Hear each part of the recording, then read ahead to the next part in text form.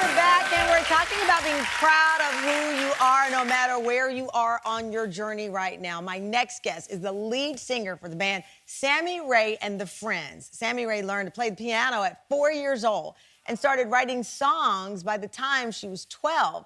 As an artist, she set out to create the safe spaces she craved as a young queer person but couldn't find. Sammy is unapologetically herself on and off stage, and that level of self-acceptance and pride is why she's inspired so many people and her fans adore her. So let's fall in love with her together, Tam Fam. Please welcome Sammy Rae to the show.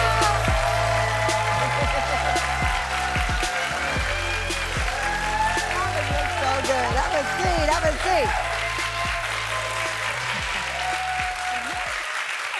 Welcome to the show, first of all. Thank you. Welcome.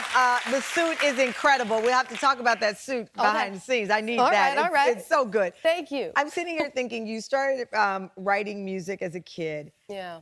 What do you write? I mean, I would be like sitting up in my room. Oh, that's somebody else's song. You know, you're a kid and you have the piano, you have a pen and paper or a computer, and you start to write music. Yeah.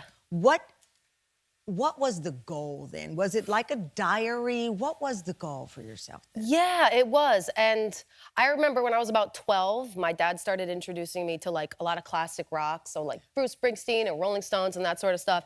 And something clicked for me where you use the words and the music together to almost like speak in a secret code and tell a story. And sometimes it's almost like, you know, you wouldn't actually know what's going on in the artist's heart unless they explain the lyrics to you. Yeah. So So I kind of got on this tip of like, you know, I'm 12 and I don't like so-and-so in 3rd grade, but I can just write a song about it and, you know, and then sing it at the talent show and they'll be in the front like, ooh, and I'll be like, it's about you, Miranda, or whatever.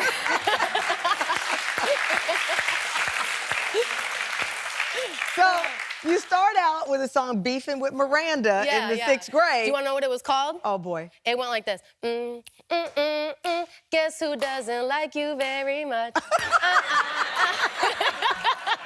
So Miranda was put on notice at the school. Right. And then you decide, okay, I've handled her. Let me handle some bigger things. Yeah. And that is the conversation about safe spaces for queer kids, queer people to be able to hear and see themselves. Yeah, for sure. I mean, that's a superpower. I appreciate that. Thank you. And thank you.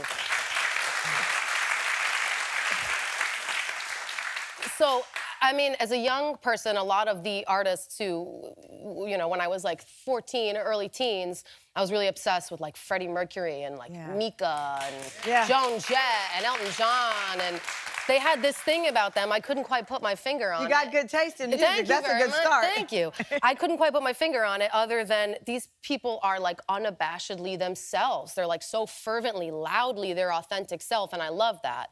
And it kind of made my struggle feel a little bit better. So by the time I was a little bit older and I was like, oh, okay, I know what's going on with me. That's what's going on with them too. I realized I was so gravitated towards queer artists, and I kind of wish they had done a little more talking about that. I understand times were different. No, listen, I was the other day watching the Elton John I'm Still Standing video. Yeah. And I think if you ever rewind YouTube and go see this video, you're like, wait a minute, how did anybody miss the messaging there?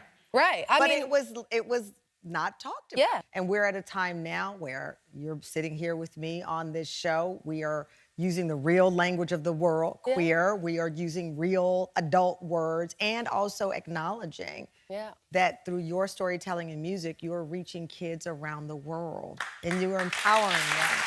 Thank you. Thank you. The song you're going to perform for us after the break, Kick It To Me. Yeah. But what's the backstory on that song?